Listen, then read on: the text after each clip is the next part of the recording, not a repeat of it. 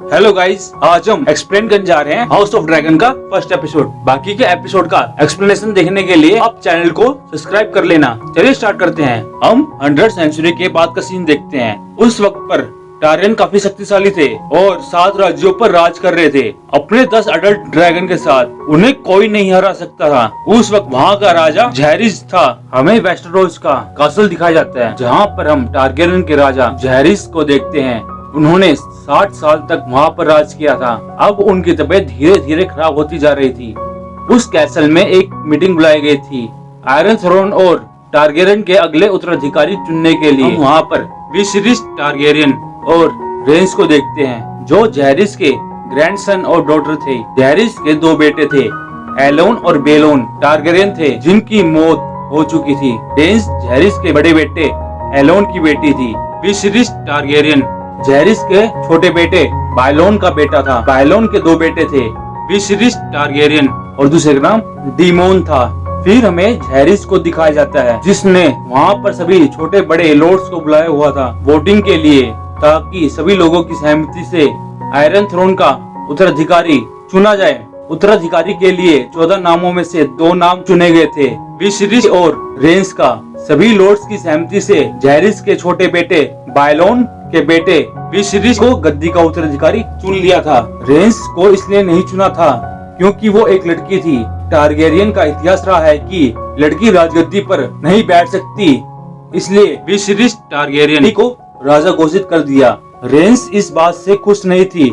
हमें फिर डेनेरिया टारगेरियन की डेथ के 172 साल पहले की स्टोरी दिखाई जाती है, यानी कि 110 सेंचुरी की। हम एक ड्रैगन को देखते हैं जिसका नाम साइरस होता है, जो रेनेरा टारगेरियन का ड्रैगन था। रेनेरा विसरिस टारगेरियन की बेटी थी। वो अपने ड्रैगन की राइड कर रही थी।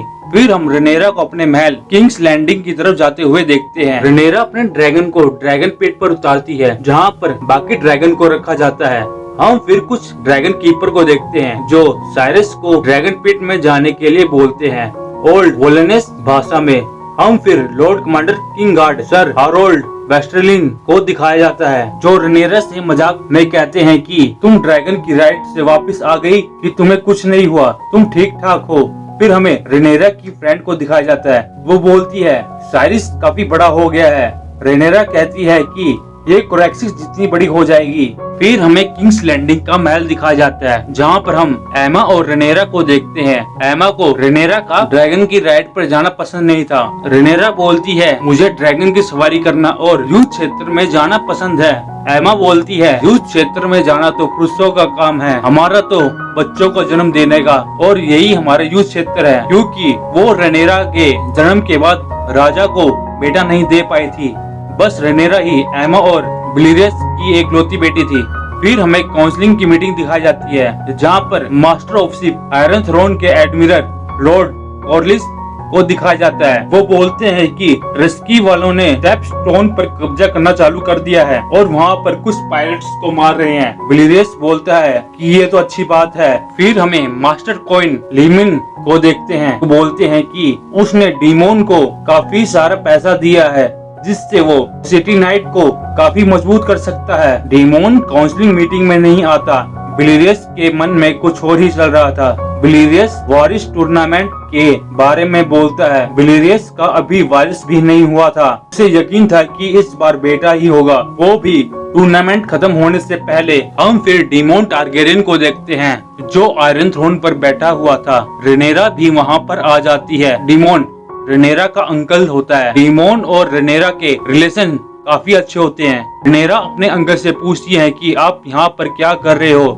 डीमोन बोलता है कि इस सिंहासन पर मैं ही बैठूंगा अगले उत्तराधिकारी के रूप में। रेनेरा बोलती है कि ऐसा सोचने के लिए आपको दंड भी मिल सकता है, और मेरा भाई होने वाला है अगला उत्तराधिकारी तो वही होगा। डीमोन रेनेरा के लिए वोलेरियन स्टील का बना हुआ लॉकेट लाता है। हमें फिर विलिरियस को दिखाया जाता है। उसके शरीर पर घाव बनने चालू हो गए थे। वो घाव भरने के नाम नहीं ले रहे थे। फिर हमें पता चलता है कि ये घाव सिंहासन पर बैठने के कारण हुए हैं। फिर हमें रात का सीन दिखाया जाता है। हम डीमोन टारगेरियन को देखते हैं, जो कि नाइट वॉच का कमांडर था। डीमोन कहता है कि मेरे कमांडर बनने से पहले तुम आवारा और गुलाम थे, और मेरे कमांडर बनने के बाद तुम सबको इज्जत मिली है और उन्हें फ्रीडम भी मिला होता है। डीमोन अपने लोगों को किंग्स लैंडिंग के चोर और लफंगों को पकड़ने के लिए कहता है। वो सभी उन्हें पकड़ने के लिए चले जाते हैं। वो चोरों और लफंगों को सीधा मार देते हैं और कुछ के हाथ और सर काट देते हैं। फिर हम अगले दिन डीमोन को काउंसलिंग मीटिंग में देखते हैं। डीमोन ने जो रात को कांड किया था उसके बारे में बुलाई गई थी। ओटो हाईटावर इसके खिलाफ थे। जो डीमोन ने रात को कांड किया था वो विलिरियस को बोलते हैं डीमोन ऐसा नहीं कर सकता और सजा देना उसके हक में नहीं है। सभी डीमोन के खिलाफ थे। डीमोन बोलता है राज्य में वारिस टूर्नामेंट होने जा रहा है, काफी लॉर्ड्स आएंगे, उनकी सेफ्टी के लिए ऐसा कदम उठाया था। विलिरियस को कहता है कि मैं इससे सहमत हूँ। फिर हमें पता चलता है कि डीमोन की शादी हो गई थी लॉर्ड रियाना से। डीमोन अपनी वाइफ को पसंद नहीं करता था और दूसरी लड़कियों के साथ संबंध बनाता था, और उसकी एक गर्लफ्रेंड थी जिसका नाम मैसरिया होता है। फिर हमें टूर्नामेंट का दिन दिखाया जाता है। फिर हमें क्रिस्टल कोल को दिखाया जाता है जो हाउस होल्ड का वॉरियर था। टूर्नामेंट काफी लंबा चलता है।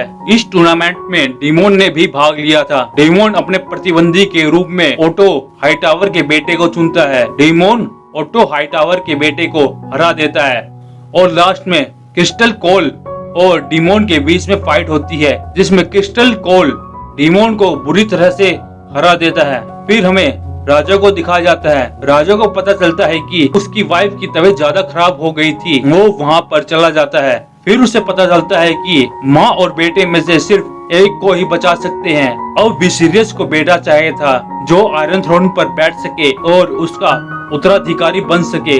इसके लिए वो बच्चे को बचाने के लिए कहता है। विसिरियस का एक बेटा होता है जिसके चलते उसकी वाइफ एमा की मृत्यु हो जाती है और कुछ समय बाद उसका बेटा भी मर जाता है। फिर हम देखते हैं कि ड्रैगन की मदद से एमा और उसके बेटे की अंतिम संस्कार किया जा रहा था। रनेरा अपने पिता से काफी नाराज थी। फिर हम रात को एक काउंसलिंग मीटिंग देखते हैं जो उत्तराधिकारी के लिए थी। ओटो हाईटावर बोलता है कि राजा की एक संतान है रेनेरा जो इसकी उत्तराधिकारी है। बाकी लोग इसके लिए मना कर देते हैं। ओटो बोलता है कि फिर कौन बनेगा? बाकी बोलते हैं कि डीमोन। ओटो हाईटावर कहते हैं वो महत्वाकांक्षी है, अगर उसे राजा बना दिया जाए तो वो पता नहीं क्या करेगा, जैसे उसने सिटी नाइट वॉच के साथ मिलकर किया था। डीमोन को राजा बनाने के लिए राजी नहीं होता और कहता है कि उसे यहाँ से निकाल देना चाहिए। बीच में विलिरियस बोलता है वो मेरा भाई है और उसकी जगह यहीं पर है। ओटो हाईटावर क्षमा मांग लेता है। फिर उत्तराधिकारी के लिए बहस होने लग जाती है। विलिरियस गुस्से में बोलता है अभी मेरे बेटे और पत्नी की मृत्यु हुई है और तुम्हें उत्तराधिकारी की पड़ी है, और ये मीटिंग यहीं पर खत्म होती है। ये कहकर विलिरियस वहाँ से चला जाता है।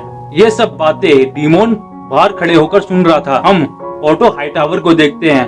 ओटो हाईटावर की वाइफ मर गई थी।